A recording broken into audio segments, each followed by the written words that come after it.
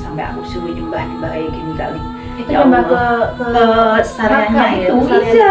Jadi ya tak ikuti aja gerakannya, tapi dalam hati aku tetap ya Allah, aku kesini aku bukan untuk menyembah apa jenenge iki sarian ini, tapi aku tetap mendoakan yang meninggal ini gitu, seperti itu.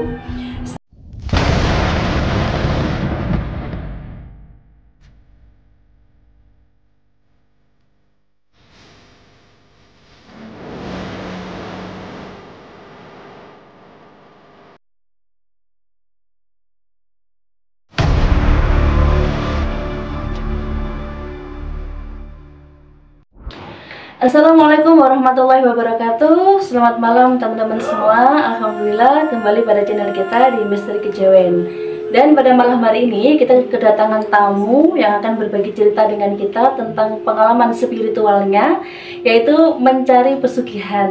Dan saya juga sangat penasaran seperti apa cerita beliau. Jadi teman-teman, sebelum kita mendengarkan, sama-sama mendengarkan kisahnya, jangan lupa untuk like, untuk komen, dan subscribe-nya ya, agar kita semakin semangat untuk menayangkan kisah-kisah terbaru dari kita. Oke, langsung aja ke narasumber kita. Assalamualaikum Bunda. Waalaikumsalam Kak Ling. Apa kabar Kak Ling? Alhamdulillah sehat. Gimana kabarnya jenengan? Alhamdulillah sehat. Gitu. Oke, sebelumnya perkenalkan dulu ke teman-teman semua, agar kenal ya. Monggo silahkan. Oke. Assalamualaikum semuanya.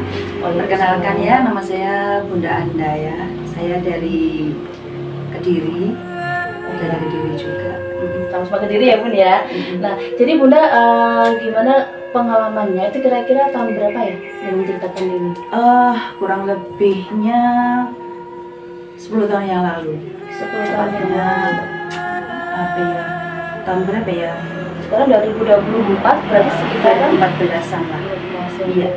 Oke, bisa ceritakan dari awal gimana kok bisa apa itu punya niat gitu, gimana sampai untuk memberanikan diri untuk nyari pesugihan, ya intinya seperti itu ya. Oke ya, gini Kak Ling, waktu itu saya jadi bercerita ya, flashback ke belakang. Saya dulu mengalami yang namanya titik terendah dalam hidup saya, dalam kehidupan saya. Setelah pada waktu itu suami saya itu pernah mencalonkan jadi kepala desa, intinya seperti itu. Dan tahu kan kalau dan dilalah itu gagal gitu Kak Ling. Nah jadi otomatis banyak sekali tanggungan, terus semua harta kita habis ya kan. Terus pada saat itu singkatnya saya ketemu sama temanku, teman waktu masih kerja dulu. Kita sebut sajalah nama inisialnya Kak D gitu ya. Nah Kak D itu punya temen namanya orang asli Malang, namanya inisialnya Kak J gitu ya, J waktu itu. Lah terus kita akhirnya ketemu, sempat ngopi bareng juga. Pada saat itu saya diajak ngopi pada saat itu, terus kita akhirnya cerita-cerita. Lah orang Malang ini itu ternyata dia itu punya satu komunitas orang-orang yang suka menjalankan ritual, atau tepatnya dia itu ingin mencari pesugihan. Dan pada saat itu ya namanya orang itu lagi susah, terus iman tuh kadang naik kadang turun kan begitu ya kali. Kita nggak mikir panjang, ada yang nawarin gimana kalau ikut saya ini, tapi harus mengadakan ritual dulu. Nah pada saat itu aku nggak pikir panjang lagi Kak Ling, karena aku ya wis pikiran buntu ya, gimana cara dapatin uang untuk mengembalikan, ada uang saudara, ada di bank, ada gitu kan Kak Ling ya. Terus akhirnya singkat cerita saya ikutilah apa ajakan mereka. Pada saat itu mereka berlima. Yang komunitasnya di Malang itu ya? Yang komunitas kelompoknya dia itu berlima. Bahkan aku sempat diajak ke ini Menang, itu yang Menangnya Kediri itu? Menang yang terkenal itu loh Kak Ling, yang di Kediri kesaleannya Sri Adi Joyoboyo. Nah saya sempat diajak ke situ, kita meditasi di situ. Terus ya aku nggak ngerti apa-apa dan nggak kenal yang seperti itu kan, ya wes ikut aja gitu. Intinya Berarti mereka itu jenengan bertujuh kan, jenengan sama yang inisial D sama yang C kan lima orang. Tujuh orang ya? Tujuh orang ya di situ siang, pada saat itu siang. Terus kita intinya saya baru kenal dunia seperti itu kan baru. Jadi saya dikenalkan, oke, saya ikutin gitu. Jadi kita harus menghormati leluhur gitu. Sri SJB kan Raja Kediri ya. Jadi kita ziarah ke situ, kita berdoa di situ. Ya berdoanya sama seperti kita mendoakan ziarah kubur itu, sama aja. Ya tahlil gitu juga nggak? Enggak, tapi enggak seperti itu. Jadi kita bicara sendiri-sendiri, maksudnya berdoa sendiri, mendoakan di situ sendiri-sendiri. Itu bawa bunga gitu atau enggak? Iya, bawa bunga. Bawa bunga. Terus itu untuk pertama kalinya. Setelah itu mereka mengajak ketemuan lagi. Yang kedua itu dijak melekan aku Kak Lim. Pada waktu itu diantar sama suami. Berarti suami juga meng-ACC ya intinya ya? Ya intinya membolehkan aku ceritain itu, ya mungkin ini jalan rezeki dari kita juga nggak tahu, katanya seperti itu. Oke, tapi yang jalanin saya gitu loh. Jadi suami cuma dampingi saya, terus memang sama yang orang Malang itu boleh ajak suami dulu. Akhirnya saya diajak melekan di pesantrennya Sri Adi Joyo itu Kak Lim. Semalam suntuk, bayangin, padahal aku tuh nggak pernah melek sampai sewengi tidur itu nggak pernah kali. Jadi yo aku ngikutin aja apa yang mereka lakukan, aku ikutin sampai aku suruh nyembah itu kali. Itu nyembah ke sarannya itu iya. Jadi ya tak ikutin aja gerakannya, tapi dalam hati aku tetap, ya Allah, aku kesini aku bukan untuk menyembah apa jenenge iki pesarian ini, tapi aku tetap mendoakan yang meninggal ini gitu, seperti itu. Sampai satu malam itu jam berapa ya, mau subuh itu baru selesai. Jadi cuma diem gitu, cuma diem, duduk bersila. Terus dia yang baca-baca apa aku nggak ngerti. Jadi kita di belakangnya gitu kan, di belakangnya gitu. Ya serem lah, kita nggak pernah ke kuburan malam-malam gitu ya. Terus itu yang kedua. Terus setelah itu besoknya mereka kembali ke Malang. Nah pada saat itu selesai itu ya kita pulang aja. Oke, Bunda, besok nanti kalau mau ketemu lagi kita calling lagi kayak gitu. Oke gitu.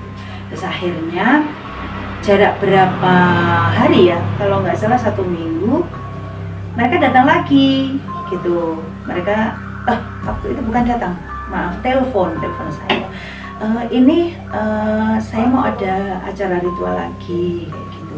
Jadi ini Bunda harus ke Malang, nyusul di tempatnya mereka itu. Ternyata mereka itu ngontrak satu rumah yang isinya ya berlima itu, berempat. Yang satu kan rumahnya Malang, jadi pulang terus balik lagi, pulang balik.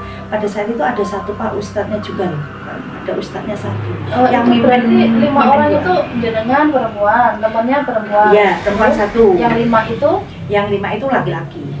Laki-lakinya semua atau? Laki-laki semua. Jadi perempuannya cuma 2? Oh 3 sama teman saya itu, yang Kediri, yang ngajak saya pertama itu. Iya. Cuman pas waktu ritual itu yang D ini nggak pernah ikut, jadi saya aja.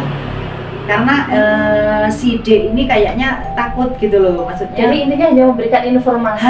Betul. Ini temennya yang di Malang ini bisa gitu. Dilalah saya tertarik gitu loh, Kaling. Jadi yang ngikutin ritual kan nggak pernah ikut dia, memang aku aja. Berarti perempuannya jenengan tahu? Sama satu ada yang namanya Malang itu. Iya, namanya Bu Erni pada saat itu, orang Jakarta. Jadi saya berani ikutnya karena ada si wanita itu. Ya, terus akhirnya aku disuruh ke Malang. Tapi ke Malang ini karena kita dibelikan tiket, terus nanti biaya semuanya diganti sama si ketuanya, namanya J itu tadi, inisial J. Itu nanti diganti semuanya Bunda gitu. Akhirnya saya sama teman saya inisial D itu tadi ke sana lah, ke Malang, nginep di sana. Terus setiap bertemu itu pasti si J ini kayak memanggil roh-roh gitu. Dan kebetulan yang dipanggil itu rohnya misalnya leluhurnya dia kayak gitu. Jadi dia itu bercerita katanya bisa mengobati orang sakit, si J ini. Terus katanya juga bisa menarik harta yang bukan kayak emas kayak itu bisa gitu. Makanya saya itu percayanya itu gitu loh. Jadi katanya bisa menarik. Terus pada saat itu saya juga ditunjukin pas di Malang ya kan. Katanya itu berlian, tapi besarnya itu segini kali, satu cangkir ini. Berapa? Namanya orang awam ya. Kok ya pada saat itu aku kilo ya percaya gitu loh kalau itu berlian-lian. Iya, bentuknya kan diamond gitu kan, gini kan. Tapi bener-bener kayak bercahaya gitu. Ada itu siang hari. Itu entah asli atau enggak, aku nggak tahu. Yang jelas itu katanya pemberian dari leluhurnya dengan cara ngambil seperti itu. Nah, setelah itu setiap dia ngobrol dengan kita, dia itu punya kodam pendamping namanya J, inisial J ketuanya ini. Kita ngumpul berputar gitu kali. Dan setiap dia manggil leluhurnya itu kita tuh suruh nyiapin rokok, kopi, sama apa ya dulu? Ya pasti kemenyan itu dia bakar kemenyan seperti itu. Saya sebenarnya takut, dalam hati itu takut, ya Allah ini gitu sopo gak ya Allah gitu kan, seperti itu. Akhirnya karena kita sudah di Malang ya, tetaplah kita mengikuti mereka gitu ya. Terus aku ikutan aja sama Kak D itu namanya. Kak D itu juga takut gitu. Terus akhirnya kita sempat 2 hari loh Kak Ling di Malang itu. Tapi alhamdulillahnya kita nggak diapa-apain pada itu saat yang dikontrakan tuh ya? Iya, dikontrakan. Terus nggak sama suami juga? Enggak, sama temen-temen yang itu tadi ya? Kak D cewek juga sama kayak saya yang kenalin sama si J ini. Terus akhirnya di kontrakan itu kita setelah selesai kita diyakinkan nanti ada acara lagi, ritual harus datang gitu ya. Akhirnya kita diperbolehkan pulang gitu ya. Diperbolehkan pulang ke Kediri lagi, dibiayai, saya ditransfer 1 juta, itu suruh bagi berdua ya. Ini untuk biaya transport PP-nya Bunda gitu. Alasannya kenapa kok? Maksudnya ya kok? Katanya mereka itu kayaknya kasihan gitu. Ya kayaknya itu meyakinkan kita biar percaya gitu loh Ling. Jadi biar percaya dengan mereka dan terus ngikutin apa maunya mereka gitu. Nah setelah pulang ke Kediri jarak berapa hari gitu, si C ini calling lagi. Padahal itu belum ada tanda-tanda terus uangnya kita konek kapan gitu ya. Tapi saya tuh kok nggak bertanya gitu loh, maksudnya nggak menanyakan terus ini kapan saya bisa mendapatkan uang kayak gitu kan janjinya mereka mau menarik sesuatu di bumi gitu ya, nanti kan bisa diuangkan dan dibagi sama-sama kan gitu kayaknya. Terus akhirnya setelah pulang dari Kediri itu aku ditelepon lagi kali ini, katanya mau ada ritual lagi dan harus berangkat ke Malang. Pada saat itu teleponnya pagi, saya siang harus sudah berangkat. Kak D yang ngajak saya itu nggak mau, takut ya toh. Pada saat itu aku nggak bawa apa-apa, aku telepon rumah izin sama suami diperbolehkan juga. Aku mau ke Malang gini. Tapi saya ngomong ini rame-rame banyak orang gitu. Padahal cuma saya berangkat sendiri pada waktu itu, bahkan jaket pun saya nggak bawa, dibawain sama Kak D.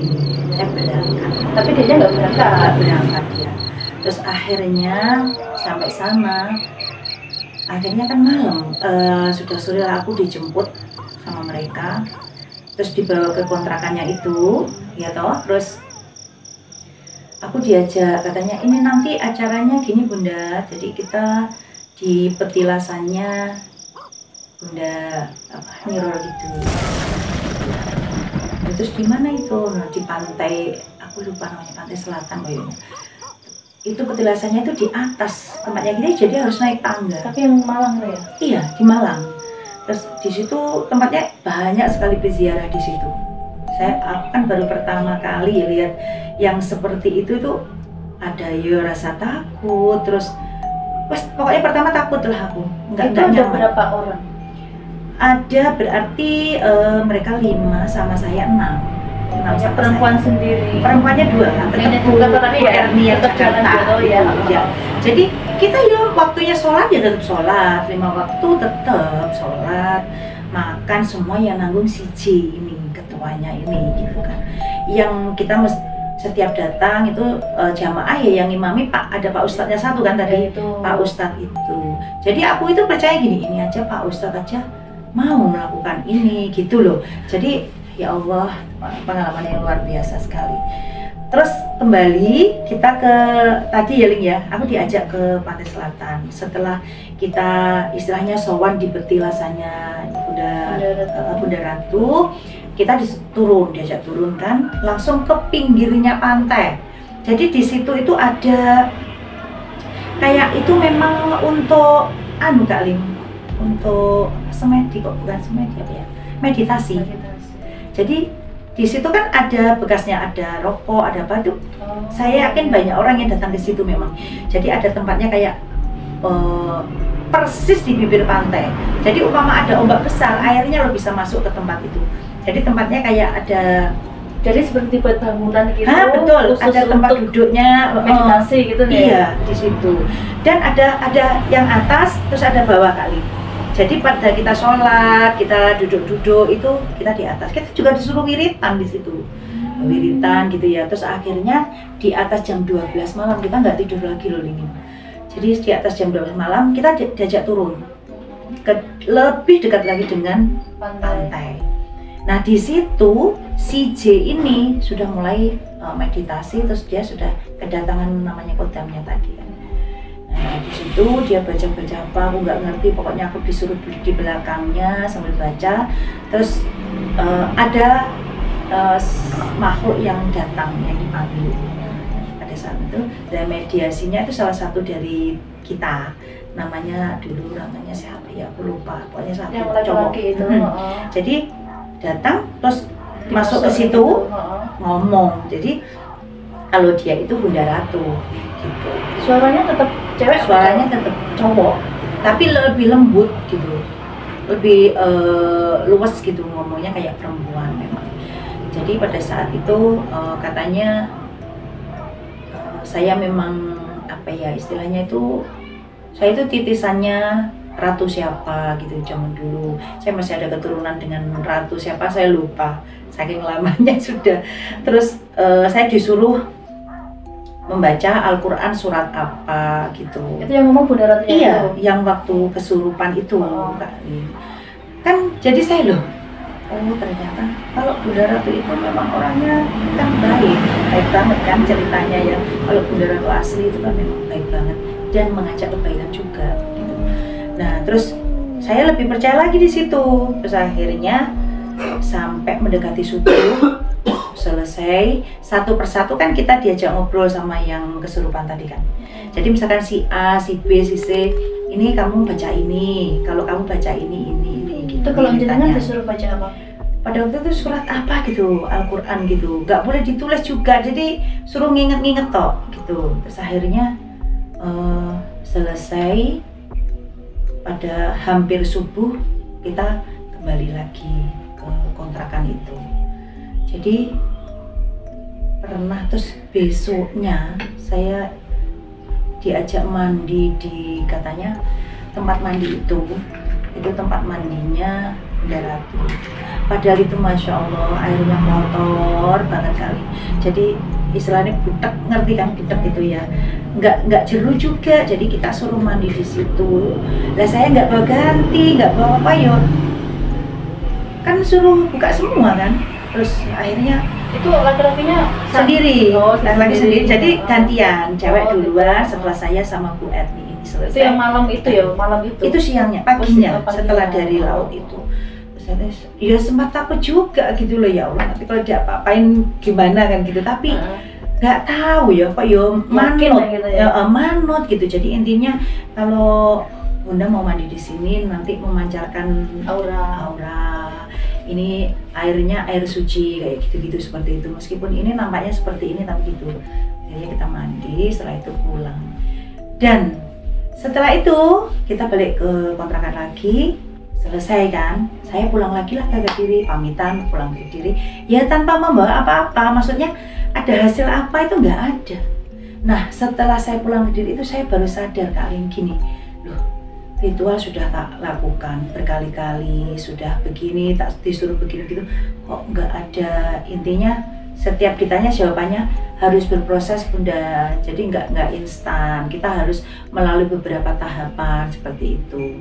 Akhirnya begitu mereka itu mau memanfaatkan saya, maksudnya gini, jadi di saat akhir-akhir itu mereka bilang mereka kehabisan dana untuk biaya ritual, untuk beli ini beli itu, dan mau pinjam uang pada saya sebesar 5 juta. Terus saya bilang gini loh, ya saya aja ini loh melakukan ini karena saya nggak punya apa-apa gitu ya. Kalau saya disuruh menyediakan uang segitu, saya mohon maaf, saya nggak bisa. Saya begitu itu langsung, loh kok malah pinjam uang, katanya ceritanya dia miliarder tadi yang kenapa nggak jual yang dia barang punya gitu loh, kenapa kok gitu. Terus setelah lama saya biarkan, saya ngomong sama suami, ya bilang aja sampai nggak punya toh Bu, kata suami saya gitu. Akhirnya saya nggak keluar uang. Nah, jarak berapa hari, salah satu dari teman saya namanya orang Madura, namanya Pak Ma'ruf, itu telepon saya. Pak Jene, kamu sampean dipinjami uang nggak sama Kak J gitu, sama Mas J gitu.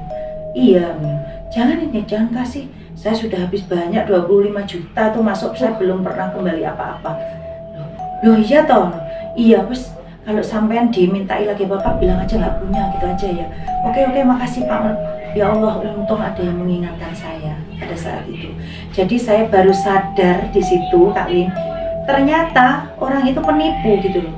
Dan jarak berapa minggu ternyata sudah tertangkap polisi, karena ternyata banyak sekali yang dimintai uang, diperas sama mereka untuk katanya untuk biaya ritual seperti itu, dan itu semuanya bullshit, nggak ada.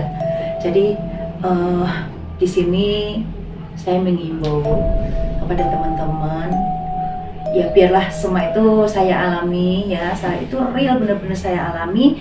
Jangan sampai teman-teman melakukan itu lagi gitu loh. Jangan sampai ada yang melakukan seperti itu, dan jangan percaya dengan janji-janji manis orang yang ngakunya orang pinter, yang ngakunya ada hubungan spiritual dengan kayak gitu-gitu. Intinya jangan percaya, itu semuanya bohong. Benar teman-teman, cukup saya aja, dan alhamdulillahnya saya masih dilindungi sama Allah, dan saya benar-benar bersyukur sampai detik ini saya sudah tidak bertemu lagi dengan mereka, tidak ada kontak lagi sama mereka, dan saya selamat gitu loh. Dan saya benar-benar menyesal, dan akan saya ingat kejadian itu. Semoga teman-teman yang menyimak video ini buat pengalaman ya, jangan sampai melakukan hal bodoh seperti itu. Itu semuanya nggak ada manfaatnya teman-teman. Kita punya Allah, di saat kita jatuh kita tetap bersandarnya hanya kepada Allah. Kalau kita bersandar pada manusia, akhirnya akan kecewa kali. Pasti yang kita dapat kecewa. Nah intinya seperti itu kali. Mudah-mudahan bermanfaat pengalaman pribadi saya ya. Ya, jadi sekarang ini seperti teman-teman ya. Jadi apapun kesulitan yang kita alami saat ini, terutama tentang ekonomi, jadi kita tuh jangan sampai tergiur dengan jadi karena apa ya yang pada akhirnya akhirnya kan bohong. Betul. Ya. Kita butuh uang dan kita harus mengeluarkan uang kan pada intinya gitu. Jadi alhamdulillah, jadi cerita pada malam hari ini benar-benar real ya, tanpa kita rekayasa, karena ini beliau memang, saya masih merinding loh Kak Ling kalau cerita. Benar loh. Jadi ini memang benar-benar ingin berbagi kisah agar kita itu yang saat ini lagi posisi jatuh biar tidak terjerumus dengan hal-hal yang dijanjikan. Kita masih punya Allah, jadi kembalilah kepada Allah. Insya Allah akan diberikan jalan yang terbaik untuk kita. Dan setiap ada kesulitan pasti ada kemudahan. Ya, kurang lebih seperti itu. Baiklah teman-teman, ini cerita dari Bunda Anda. Semoga bermanfaat. Ya, jangan lupa untuk like, komen, dan subscribe. Gitu. Dan kita akan jumpa lagi di cerita selanjutnya. Oke, bye bye. Terima kasih ya Bun. Ya, terima kasih banyak Kak Ling.